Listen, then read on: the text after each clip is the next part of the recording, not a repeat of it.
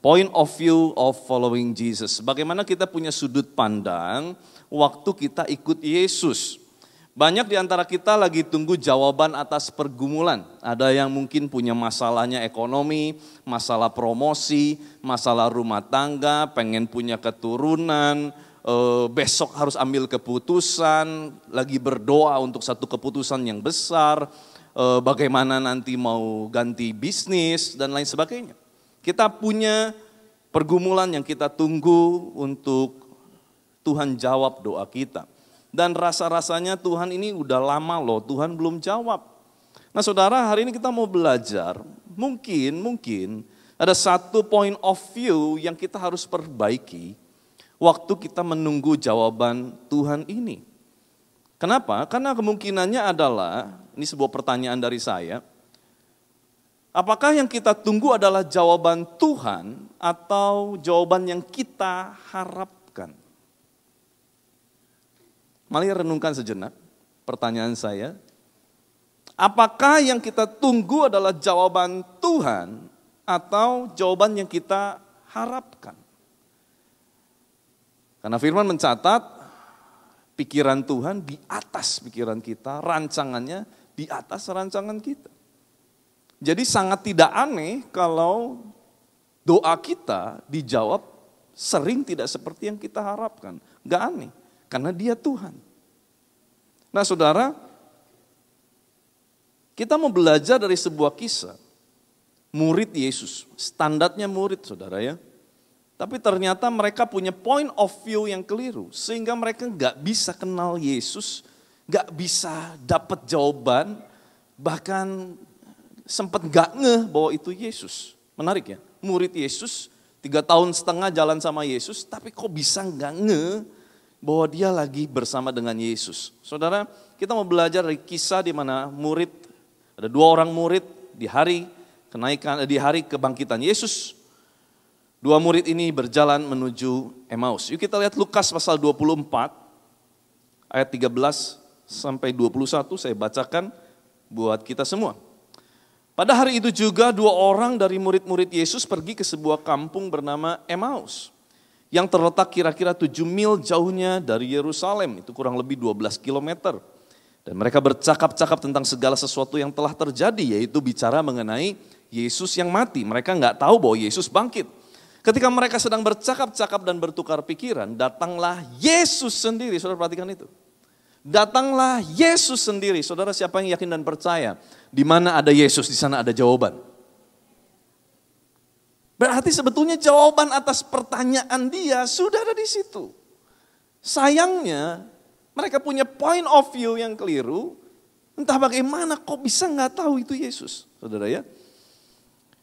Datanglah Yesus sendiri mendekati mereka lalu berjalan bersama-sama dengan mereka. Tetapi, saudara perhatikan ini, ada sesuatu yang menghalangi mata mereka sehingga mereka tidak dapat mengenal Dia.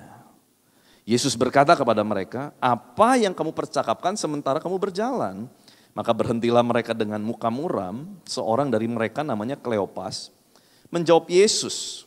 Dia bilang begini, adakah engkau satu-satunya orang asing di Yerusalem yang tidak tahu apa yang terjadi di situ pada hari-hari belakangan ini? Bahasa lainnya mungkin, kamu nggak tahu apa yang lagi viral. Belum zaman medsos saudara mungkin ya. Dan kata Yesus kepada mereka, apa itu? Ya, Yesus tanya, apa yang lagi viral itu apa? Jawab mereka, apa yang terjadi dengan Yesus orang Nazaret? Dia seorang nabi yang berkuasa dalam pekerjaan dan perkataan di hadapan Allah dan di depan seluruh bangsa kami. Tetapi imam-imam kepala dan pemimpin-pemimpin kami telah menyerahkan dia untuk dihukum mati dan mereka telah menyalibkannya. Padahal kami dahulu mengharapkan bahwa dialah yang datang untuk membebaskan bangsa Israel. Tetapi sementara itu telah lewat 3 hari sejak semuanya itu terjadi. Saudara perhatikan pasal 24 ayat 16. Tetapi ada sesuatu yang menghalangi, boleh dengan saya katakan menghalangi. Saudara kata menghalangi, ekra taunto dalam bahasa Yunani, dicatat dalam bentuk imperfect. Ya, saudara, bahasa Yunani ini kaya sekali karena dari tensisnya kita bisa menggali sebetulnya peristiwa itu apa. Nah saudara, apa yang kita mau gali, kenapa kita belajar sedikit bahasa asli. Saudara, ada sesuatu pewahyuan yang luar biasa. Jadi begini saudara, dari kata menghalangi itu dicatat dengan tensis adalah begini. Dari dulu, dari sebelumnya, perhatikan ini murid Yesus. Dari awal ikut Yesus, jalan 3,5 tahun sama Yesus, sampai hari itu dia berjalan ke Emmaus. Masih wondering apa yang terjadi, masih bertanya-tanya, Yesus kenapa kok kamu mati? Ada apa dengan ini semua? Mereka lagi gundah, mereka lagi ketakutan, mereka lagi bimbang. Tapi Alkitab mencatat sampai detik itu, dari awal ikut Yesus sampai saat itu, the moment Yesus hadir, bercakap-cakap dan ngomong dengan dia, ada penghalang yang sama yang belum terangkat dari hidup mereka. Saudara, saya nggak tahu, mungkin kita udah Kristen 5 tahun, 10 tahun, 15, 20, 30, bahkan dari lahir kita sudah Kristen. Tapi mungkin sampai hari ini ada sesuatu yang menghalangi mata kita untuk bisa mengerti rencana Tuhan. Hari kita boleh belajar apa sih yang menjadi penghalang, kenapa bisa kita terhalang untuk bisa lihat jawaban doa kita. Apa yang membuat kita terhalang untuk bisa melihat Yesus hadir dalam kehidupan setiap kita. Saudara, your point of view determine your miracle or obstacle. Cara kita melihat, the point of view, sudut pandang kita menentukan apakah mujizat atau itu menjadi sebuah kendala. Cara pandang yang salah akan menghambat kita mengalami perjumpaan dengan Tuhan. Saudara, kita mau belajar secara singkat. Ada 3 poin aja saya kupas secara cepat. Bagaimana murid-murid saat itu bisa-bisanya ikut Yesus. Cuman sudut pandang mereka kok keliru sampai mereka bisa nggak sadar itu Yesus, saudara ya.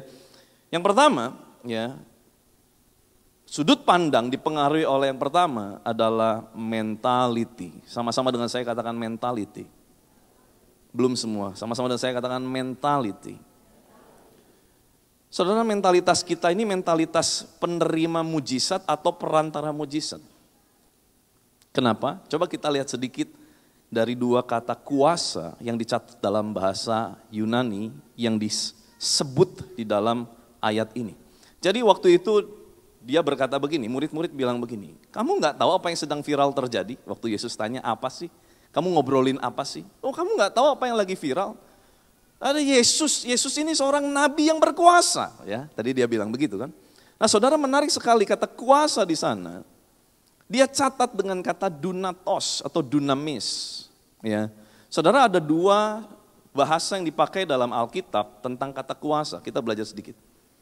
Yang sering kita catat, sering kita dengar kata kuasa adalah dunatos, dunamis ya. Kita pernah dengar itu. Banyak hamba Tuhan menceritakan tentang itu. Tapi ada yang kedua yaitu exousia. Boleh dengan saya katakan exousia. Nah apa bedanya? Saudara, mari kita lihat Yohanes 1 ayat 12. Ini menarik sekali. Yohanes 1 ayat 12 bilang gini, tetapi semua orang yang menerima Yesus. Siapa di sini orang yang menerima Yesus? Lambaikan tangan tinggi-tinggi. Kita semua, ya, kita semua.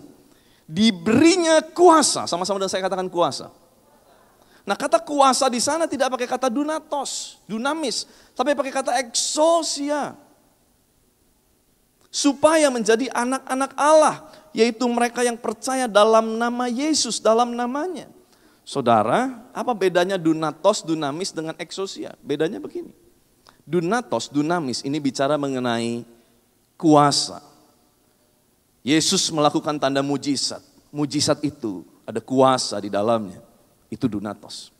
Tetapi apa yang dicatat di Yohanes 1 ayat 12, di mana kita diberikan kuasa untuk menjadi anak-anak Allah. Kata kuasa di situ, itu bukan objek, tetapi subjek. Dalam arti begini, kita adalah orang-orang yang mengimpartasikan kuasa Allah. Saya ulang pelan-pelan. Saudara, sangat nyaman sekali duduk di gereja, kita berdoa, nunggu mujizat Tuhan. Tuhan, aku perlu mujizat ekonomi, aku perlu mujizat keluarga, aku perlu mujizat apalagi hubungan rumah tangga, aku perlu mujizat Tuhan. Oke, nggak salah saudara perlu mujizat. Tetapi pertanyaannya, waktu kita terima Yesus dan kita diberikan kuasa, Sama-sama dengan saya katakan lagi kuasa. Kuasa yang diberikan itu bukan cuma untuk kita nikmati sendiri, tetapi untuk kita impartasikan buat lingkungan kita. Halo? Waduh, kurang semangat saudara. Lirik kanan kirinya dulu sebentar, kasih senyum. Kamu tuh punya kuasa. Banyak kali kita nyaman untuk terima kuasa. Tapi sebetulnya waktu kita terima Yesus, kita tuh bukan cuman receiver, bukan cuman penerima. Tapi kita harus keluar dan bawa kuasa itu di lingkungan kita, dalam pekerjaan, rumah tangga, dimanapun kita ditempatkan. Kuasa itu harus mengalir buat orang-orang sekeliling kita, halo? Saudara, 2033, fokus kita jelas. Everyone, sama-sama saya katakan everyone. Reaching every person. Kita akan menjangkau jiwa-jiwa. Gimana caranya? Ya karena kita sudah diperlengkapi kuasa, kita keluar, kita bawa kuasa itu. Amin. Kalau enggak bagaimana orang bisa melihat Yesus? How? How come kita bisa reaching every person? Kalau ternyata hidup kita pun tidak berubah. Hidup kita tidak berbuah. Hidup kita enggak ada powernya. Gimana orang mau terima Yesus? Gimana orang bisa lihat hidup kita beda dari orang dunia? Karena kita punya kuasa. Exousia, artinya kita bukan cuma terima kuasa, oh nyaman terima kuasa, amin. Tapi berikutnya kita keluar, kita bawa kuasa itu. Saudara, ingat bahwa bukan hanya menjadi murid, tetapi kita harus memuridkan. Artinya kita harus menjadi impartasi kuasa Allah bagi lingkungan kita. Saudara, izinkan saya menyaksikan sebuah kesaksian beberapa bulan lalu. Jadi bulan Mei, cabang kita yang di Bandung, Tuhan percayakan ada buka cabang baru di salah satu mall di Bandung, daerah Bandung Utara di Mall PVJ, saudara ya. Dan Om Niko menunjuk untuk saya boleh mengembalakan di sana. Bersama dengan anak-anak muda, kita mulai bangun lagi di situ, kita mulai mengembalakan di sana. Nah saudara, bulan Mei buka, Juni, Juli, saudara. 2 bulan gitu ya. Lah 2 bulan jalan, waktu itu salah satu leader kita khotbah di ibadah ketiga. Dia khotbah tentang iman, saudara. Nah waktu dia khotbah tentang iman, wah kita merasakan suasana hadirat Tuhan, iman kita terbakar. Nah saudara, ini dia. Selesai dia khotbah, saya tugas untuk doa tutup dan doa berkat, saudara, begitu ya. Nah waktu saya mau doa tutup, mau doa berkat, saya tuh lihat dari kejauhan di depan ada seorang laki-laki sekitar usia 40-an duduk di kursi roda. Ini nggak biasa, kan ini bukan jemaat kita. Dari berapa bulan berjalan ini nggak pernah lihat, ini baru saudara. Jadi saya mulai lihat kanan kiri, dia sama siapa? Oh enggak, dia sendirian. Dia duduk di situ sendirian pakai kursi roda. Waduh, hati mulai tergerak saudara. Iman, oh iman kita harus melangkah saudara, begitu ya. Di mana ada kuasa Tuhan harus ada mujizat, amin. Amin. Nah kita kan mulai melangkah begitu ya. Hati ini mulai terbakar saudara, karena lagi bicara iman, wah ini nih waktunya nih. Ini nih pasti nih orang mau disembuhkan Tuhan begitu kan. Tapi kan tetap namanya manusia, kita kan pasti mikir begitu ya. Kita berpikir kan, ini sakitnya apa ya? Ini dia duduk di kursi roda, apa syaraf kejepit? Ya itu mah rada ringan lah begitu ya. Atau apa ya? Saya mulai lirik kanan, lirik kiri, saya cari, ada wakil saya di sana. Bro, ini lihat datang sama siapa? Cuman diantar supir. Waduh, kita nggak mungkin nanya supir. Duh gimana ya? Tapi gimana ini udah harus ambil mic, udah naik nih. Ya udahlah, pokoknya melangkah aja dengan iman begitu saudara. Begitu naik, saya lihat dia duduk di situ, saya bilang, Pak, saya tidak kenal Bapak. Tapi hati saya digerakkan oleh belas kasihan. Saya mau berdoa buat Bapak. Bapak namanya siapa? Dia sebut namanya. Bapak usia berapa? Dia sebut usianya kurang lebih 40 tahun. Bapak, ini pertanyaan makin sulit saudara ya. Bapak sakit apa? Nah gitu kan. Saya berharap sakitnya ringan saudara. Dia bilang begini, saya lumpuh dari lahir. Alamak, lumpuh dari lahir. Saudara pernah mendoakan orang lumpuh dari lahir? Saudara harus datang ke Bandung nanti saudara ya. Kali-kali kita doakan. Dan apa yang terjadi? Saya dengar begitu lemes, saudara. Aduh, ini saya pikir salah tidur apa ya gitulah. Pokoknya yang gampang-gampang. Ini susah ini saudara, lumpuh dari lahir. Ya sudah kandung nanya saudara kan. Kita mulai doakan saudara. Terus kan ini lagi doain kan kita ngumpulin iman saudara ya. Karena pada akhirnya kan gak mungkin cuma didoain udah gitu amin. Ya kita pulang kan gak begitu ya.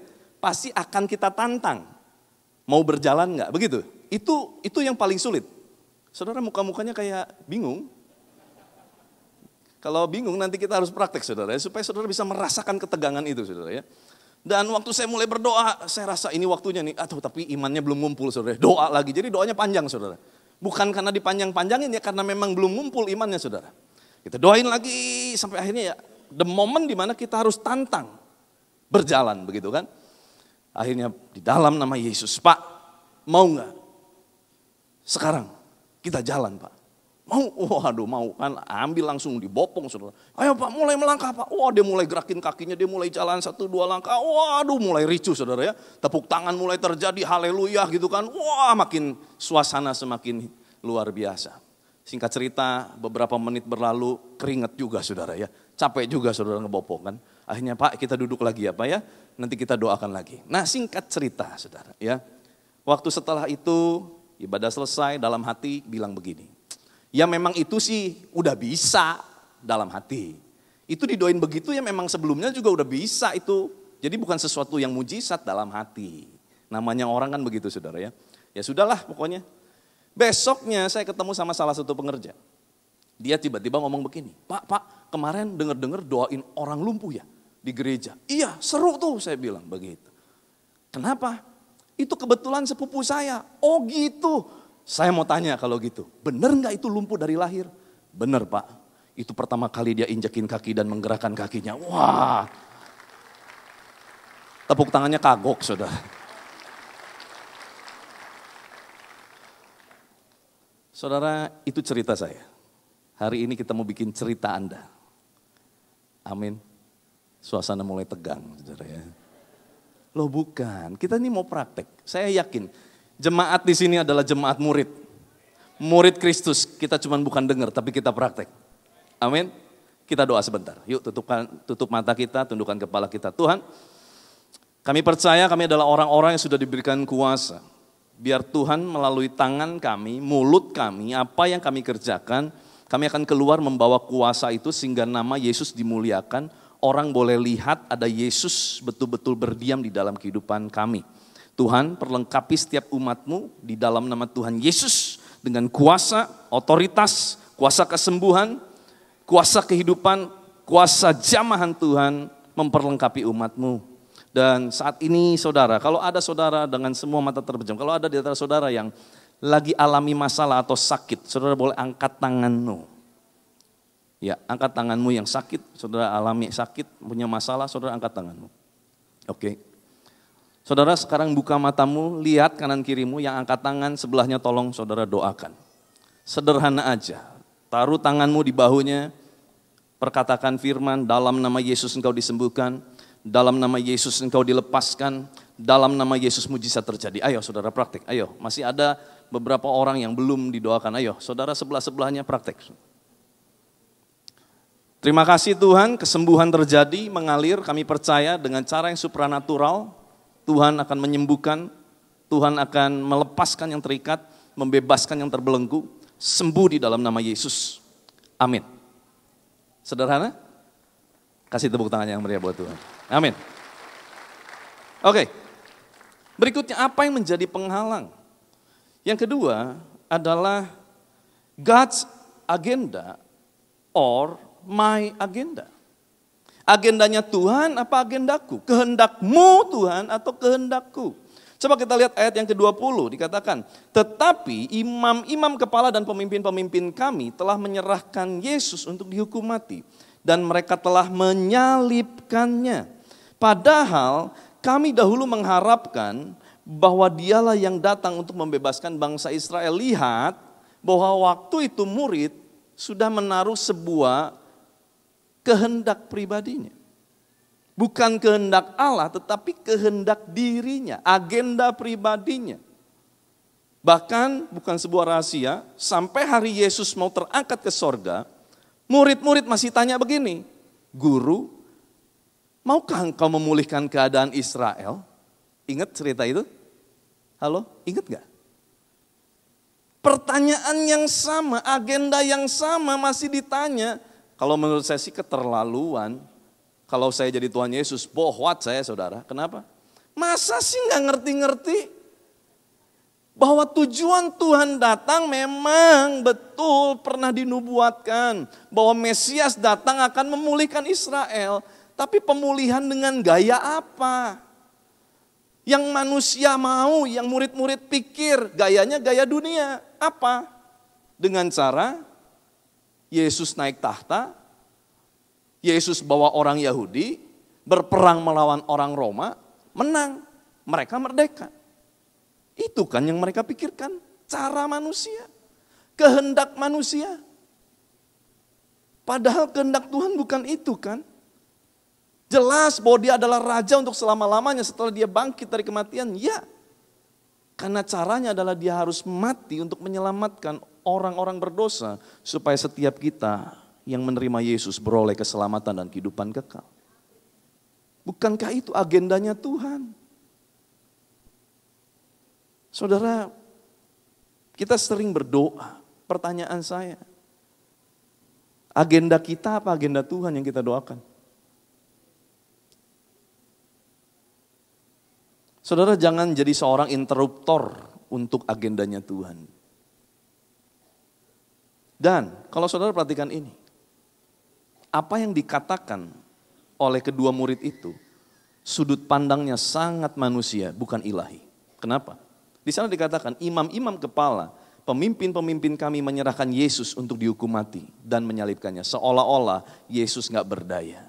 Seolah-olah Yesus mati, kenapa? Karena ada tindakan manusia yang membuat dia mati. Padahal jelas, saudara catat secara cepat. Yohanes 10 ayat 17 sampai 18.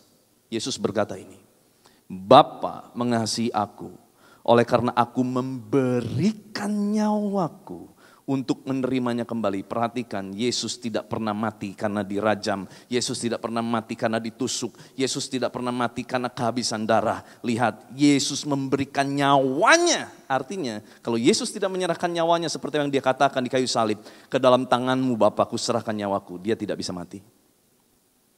Tolong pahami ini. Dia 100% Allah, dia 100% manusia. Dia tidak mati cuman gara-gara apa? Diludahi? Sakit hati, dihianati? No. Dia mati karena dia tahu tugasnya selesai. It is finished. Selesai.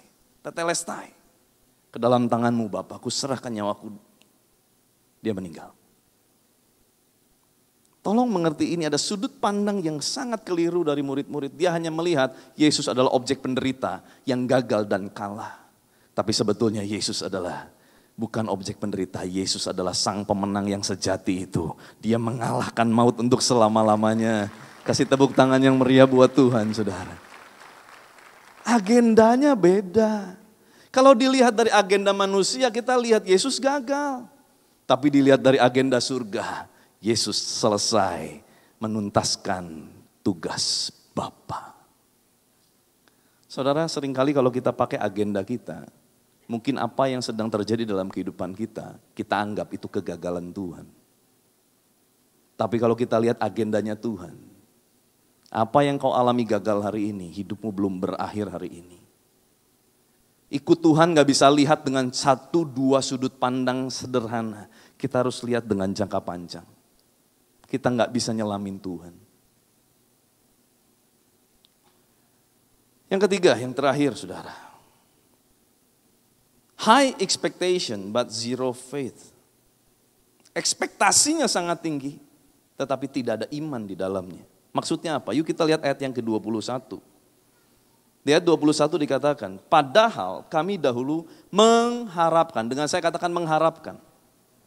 Belum semua, dengan saya katakan mengharapkan. Nah saudara, kata mengharapkan di sana pakai terjemahan elpis, bukan pistis. Kenapa? Elpis itu lebih kepada sebuah ekspektasi. Tapi pistis adalah iman. Sedangkan Alkitab mencatat segala sesuatu yang dasarnya bukan iman adalah dosa. Menarik sekali standarnya seorang murid, tetapi hidup ikut Tuhan menjadi murid Kristus selalu menggunakan ekspektasi, bukan iman. Saudara, perbedaan yang sangat sederhana antara ekspektasi dengan iman. Berapa banyak di antara kita waktu kita jadi orang Kristen, kita berekspektasi, Pak, saya jadi orang Kristen supaya saya kaya raya, Pak. Pak, saya jadi Kristen supaya saya nggak bangkrut, Pak. Pak, saya jadi Kristen supaya keluarga saya baik, Pak. Oke, nggak salah. Karena Yesus kita memang Yesus sang penolong, Yesus yang mau memberikan kita kelimpahan. Oke, kalau sampai di sana oke. Tetapi bayangkan apakah kekristenan kita hanya sedangkal itu saja? Lalu bagaimana jika ternyata waktu kita punya ekspektasi jadi orang Kristen kita kaya, ternyata kita nggak kaya-kaya? Kita bisa kecewa loh ninggalin Yesus, lalu kita bilang nggak gereja-gereja lagi. Lalu bagaimana kalau kita punya ekspektasi kita ikut Yesus, kita disembuhkan dan ternyata kita belum disembuhkan, bisa kecewa loh, nggak Kristen-Kristen lagi. Tapi dengar ini saudara, kita ikut Yesus, kita nggak bisa pakai ekspektasi, kita harus pakai iman. Iman artinya adalah segala pengharapan yang kita gantung untuk kepentingan Kristus, bukan kepentingan pribadi kita. Pak, saya lelah banget Pak, jadi orang Kristen, udah diinjak-injak terus Pak. Miskin Pak, pengen Pak jadi orang kaya biar bisa nginjak orang. Halo, saya kira itu bukan iman saudara. Bagaimana bisa itu dikatakan iman? Itu adalah sebuah ekspektasi karena apa? Karena mungkin kita desperate jadi manusia yang seringkali diinjak orang. Padahal kekristenan itu bukan itu saudara. Kalau saudara berkata, Pak saya rindu diberkati Tuhan. Kenapa? Karena saya mau nama Tuhan dimuliakan lewat hidup saya Pak. Saya bisa jadi berkat buat banyak orang. Saya yakin itu iman. Karena ujungnya adalah kepentingannya Kristus, bukan kepentingannya pribadi kita. Saudara, saya mau buka sedikit pewahyuan. Galatia 3 ayat 25, saudara catat secara cepat. Galatia 3 ayat 25, ini bicara iman. Dikatakan, sekarang iman itu telah datang. Karena itu kita tidak berada lagi di bawah pengawasan penuntun. Sekarang iman telah datang. Jadi iman di sana dicatat bukan sebagai what, tetapi sebagai who. Siapakah iman itu? Siapakah iman itu yang sudah datang? Kita baca lagi ya, sekarang iman telah datang, karena itu kita tidak berada lagi di bawah pengawasan penuntun. Siapakah iman itu? Sehingga kita nggak ada lagi di bawah hukum Taurat penuntun itu. Siapa dia? Yesus. Makanya saudara, kalau saudara baca Ibrani pasal 11 ayat yang pertama, saudara ganti kata iman dengan kata Kristus, saudara akan temukan memang itu bicara tentang Kristus. Coba kita lihat yuk Ibrani 11 ayat 1. Saudara buka, saya nggak ada di PowerPoint. Kita baca sebentar. Yuk buka Alkitabnya, buka handphonenya, saudara buka. Ibrani pasal 11 ayat yang pertama. Yang sudah dapat boleh katakan ya. Ibrani itu letaknya setelah Kejadian sebelum Wahyu saudara ya. Baik, yang sudah dapat boleh katakan yes. Oke, Ibrani 11 ayat 1 kita baca dulu. 3, 2, 1. Iman adalah dasar dari segala sesuatu yang kita harapkan. Dan bukti dari segala sesuatu yang tidak kita. Oke, sekarang kita ganti kata iman dengan kata Kristus. Kita baca lagi. 3, 2, 1. Kristus adalah dasar dari segala sesuatu yang kita harapkan. Sampai di sana dulu, betul? Yes? Cocok? Cocok. Sekarang kita terusin. Kristus adalah bukti dari segala sesuatu yang tidak kita lihat. Cocok? Tapi saya pernah lihat Yesus Pak. Di mana? Di lukisan. Ya nggak salah juga sih. Tapi Alkitab mencatat tidak seorang pun pernah melihat Allah. Halo? Kita ada di zaman setelah Yesus. Kita nggak lihat Yesus. Tetapi kita percaya kepada Yesus yang pernah lahir, pernah mati, pernah bangkit, dan naik ke sorga, menyediakan tempat buat kita. Dan kita percaya kepada Yesus yang akan datang kembali menjadi Raja, memerintah untuk selama-lamanya, menjemput setiap kita di awan permai. Amin. Cocok? Jadi itulah iman. Iman adalah Kristus. Mulai hari ini kalau saudara berkata, aku beriman jadi orang kaya. Mari tanya kembali, buat apa jadi orang kaya? Kalau buat supaya hidupku gak diinjak-injak orang, itu bukan iman, saudara. Itu ingin kaya. Orang yang ingin kaya akan jatuh di dalam berbagai, tahu saudara. Bukan gak boleh kaya. Tetapi ingat, kalau bicara iman, arahnya harus Kristus. Saya tutup dengan ini, saudara ya. Saudara, pertanyaannya kenapa sih itu 2 orang murid jalan ke Emmaus? Kenapa sih ke Emmaus? Ada apa sih Emmaus gitu ya?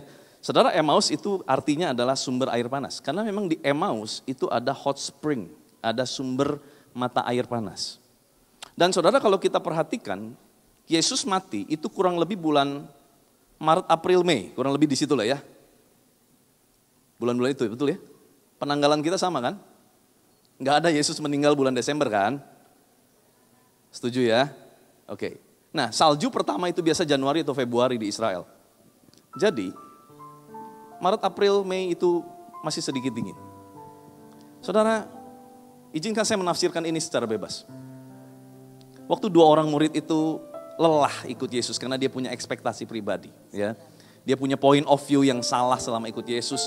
Ada penghalang mata mereka karena mereka terus bersikuku bahwa Yesus itu harus jadi Mesias, gak boleh mati. Kenapa Yesus harus mati? Karena Mesias gak mati. Karena dia lihat dengan point of view itu. Yesus harus bisa mengalahkan orang Roma yang menjajah mereka menderita. Point of view yang sangat manusiawi. Mungkin mereka mulai lelah ikut Yesus, lalu mereka bilang gini, udah deh capek tinggal di Yerusalem, harus begini begitu, penuh ketakutan, nunggu Yesus gak jelas, mati pula, udahlah kita jalan aja kayak Emmaus.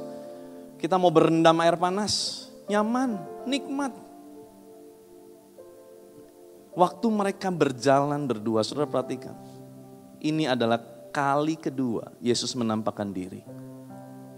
Ini penting. Kenapa Yesus harus menampakkan diri kepada mereka? Yang pertama kepada Maria, karena Maria masih nongkrong nungguin Yesus dikubur. Maria pikir itu penunggu kebun. Sampai Yesus bilang gini, Maria. Terus dia kaget, guru, jangan sentuh aku belum kepada Bapa.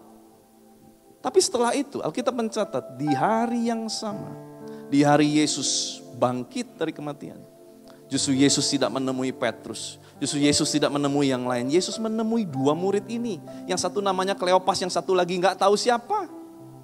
Tapi yang jelas dua-duanya murid Yesus, tapi mereka sedang mau meninggalkan Yerusalem, dan mereka sedang mau menuju yang namanya, udahlah yang nyaman aja lah, capek jadi orang Kristen. Saudara, mungkin ada beberapa orang atau mungkin banyak di antara saudara yang mungkin udah merasa lelah jadi Kristen. Kayaknya ikut Kristus tuh banyak tantangannya ya. Kayaknya ikut Yesus nih doa terus ya. Jawaban-jawaban belum datang ya. Saudara, hari ini dengar. Ayat ini, firman ini khusus buat saudara yang mulai mau meninggalkan Yesus.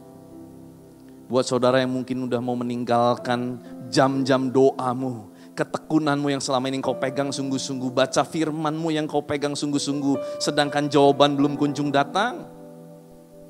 Dengar, ini adalah buat Anda semua yang ngalami, udah lelah banget kayaknya udah ikut Yesus. Udahlah, saya pengen yang nyaman-nyaman aja kayak orang dunia Pak.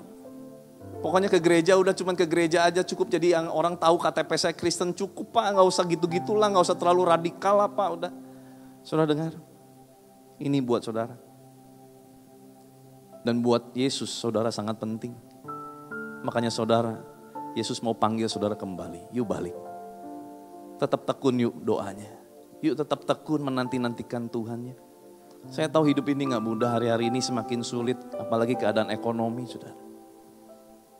Masalah di mana-mana, khususnya pinjol saudara.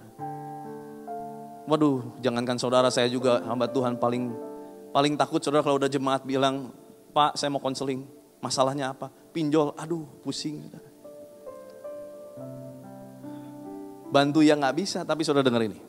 Kalau ada di antara rekan-rekan saudara mungkin yang lagi terlilit pinjol, saudara jangan jauhi. Mungkin kita gak bisa bantu secara finansial, tapi kita bisa bantu meringankan beban mereka dengan cara apa? Mereka bisa terbuka cerita sama kita, itu meringankan 50% dari beban pundak mereka. Dari banyak kasus yang saya layani orang yang bermasalah dengan pinjol. Seringkali masalah pertama itu bukan soal utangnya. Tapi beban yang mereka tanggung, kenapa? Karena udah lelah banget, gak berani cerita, takut dipermalukan. Orang terdekat gak boleh tahu. Dia tanggung semua sendiri. Berat. Saudara, yuk, kalaupun ada saudara yang mungkin terlilit pinjol. Saudara gak sendiri. Gereja ada buat ringanin beban saudara. Bukan buat kasih pinjaman lainnya loh saudara ya. Tapi buat kasih saudara kelegaan. Bahwa saudara tuh diterima sekalipun saudara berhutang. Mungkin nanti debt collector marah-marah. Chatting ke nomor-nomor yang ada lalu maki-maki. It's okay. Gereja tetap terima saudara. Tapi saudara tetap harus bayar hutang. Ya. Coba bisikin dulu kanan kirinya, pinjam 100. Jangan lupa yang pinjam 100 balikin. Saudara, saya tahu hari-hari ini gak mudah. Tapi saya sangat yakin, saya sangat mengasihi saudara. Saya sangat yakin dan percaya. Akan ada masa kelegaan itu datang. Akan ada masa pemulihan Tuhan berikan dalam kehidupan kita. Amin. Yuk kasih tepuk tangan yang meriah, kita sama-sama bangkit berdiri yuk.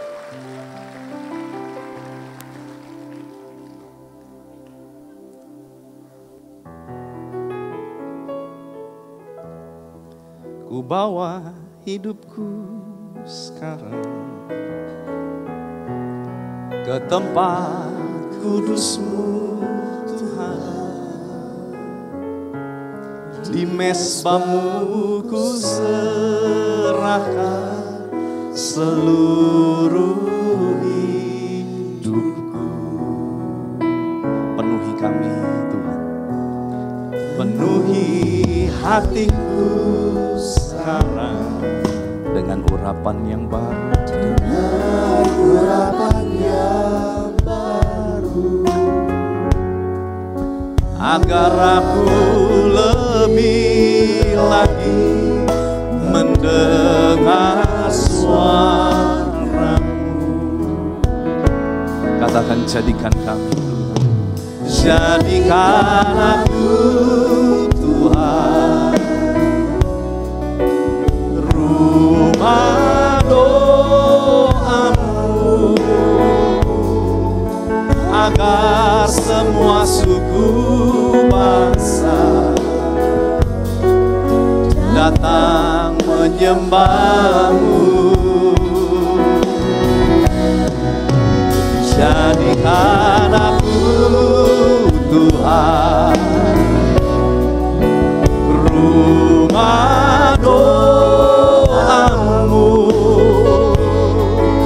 agar semua suku bangsa datang menyembah.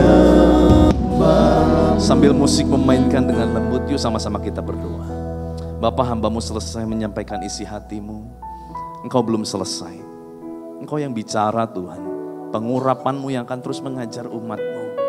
Segala firman yang diilhamkan oleh Allah bermanfaat untuk mengajar, mendidik, menyatakan kesalahan, menghibur, bahkan memberikan jawaban atas setiap pergumulan umat-Mu. Tuhan, sekali lagi hamba-Mu berdoa, biar Engkau Allah yang tidak terbatas. Engkau yang berbicara pribadi lepas pribadi, jauh melampaui dari segala keterbatasan manusia. Tuhan, sembuhkan yang sakit, bebaskan yang terikat, yang terbelenggu. Tuhan, lepaskan yang terbelenggu. Mereka yang mungkin terlilit dengan utang piutang, Tuhan berikan jalan yang terbuka, sehingga hikmat-Mu dicurahkan. Mereka tahu bagaimana mereka harus melakukan, dan mereka bisa keluar menjadi pemenang. Terima kasih Tuhan. Tuhan berkati bisnis, usaha, pekerjaan umat-Mu. Kehidupan rumah tangga mereka Engkau berkati. Terima kasih Bapa. Terima kasih Tuhan Yesus, meteraikan firman-Mu di dalam nama Tuhan Yesus Kristus. Haleluya. Sama-sama kita katakan amin.